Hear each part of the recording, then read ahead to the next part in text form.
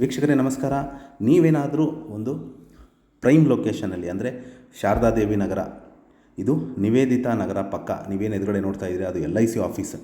Right ಸೈಡಿಂದ ಬಂದರೆ ನಿಮಗೆ ರಿಂಗ್ ರೋಡ್ ರಾಯಲ್ ಓಕ್ ಶೋರೂಮಿಂದ ಬರುವಂಥ ದಾರಿ, ಲೆಫ್ಟ್ ಸೈಡ್ ಕವಿತಾ ಬೇಕ್ರಿಯಿಂದ ಬರುವಂಥ ದಾರಿ.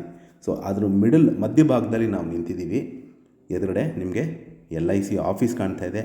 ಈ ಎದುರುಗಡೆ ರೋಡಲ್ಲಿ ಹೋದರೆ ಇದು ಶಾರದಾದೇವಿ ನಗರ.